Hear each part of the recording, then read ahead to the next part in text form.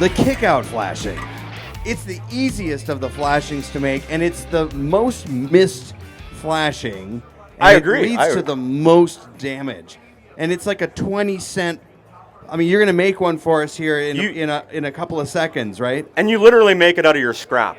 Yeah. Or if you're whoever you get your roofing from, they can give you step flashing. You can make it out of a piece of step flashing.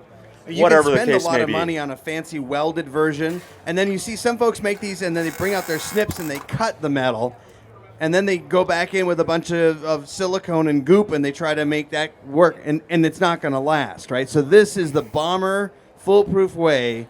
Yeah. We should have a drum roll. This is a awesome. fancy tool for standing seam metal, but you don't need this. A pair of needle nose pliers, a pair of hand seamers, anything along that way. But you just fold the metal. And I'll clean this up here in just a second. You can put it back in your brake. If you don't have a brake, you can do it on a job site. And that is literally it.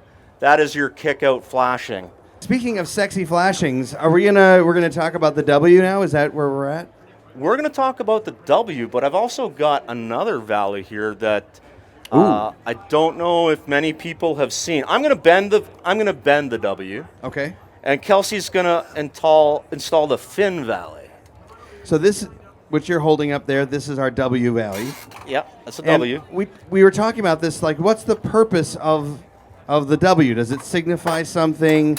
Why not just have it's a valley? So V for valley, right? Why W? Do you want to tell them, or do you want me to tell them? No, I think this is your jam.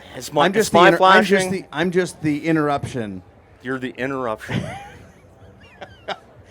Did you just compliment yourself? For you. I just teed that up for you. You just complimented yourself. Anyways, the W, I'm going to finish bending this, so tell one more joke. What's green and has wheels? Grass. I lied about the wheels. I got a laugh. That should not have gotten a laugh. That's great. So if you have a roof much similar to what you see here, and you have a big, high, sloping roof that comes down onto a little dormer, as water's coming down, if you don't have this W, it'll just sweep right up over. Water likes to stick to itself if it can't stick to something else, and it loves to stick to things. So surface tension, it will curl around on itself. You give enough force behind it, wind, gravity, whatever the case may be, and it will roll right up under your other roofing. If you interrupt it... You see what we did there? The interruption? If you interrupt it, it slows down that flow. It helps break that surface tension, and it gives it the option to flow down, out, and...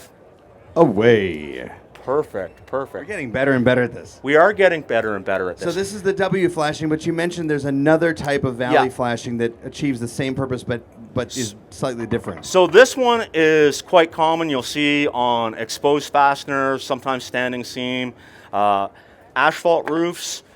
So open valley asphalt, if you actually check with your asphalt manufacturer, quite often they actually recommend an open steel valley or open copper valley. So you might want to check into that. There's a few places where they actually will not warranty a roof without a steel flashing. So that's that one.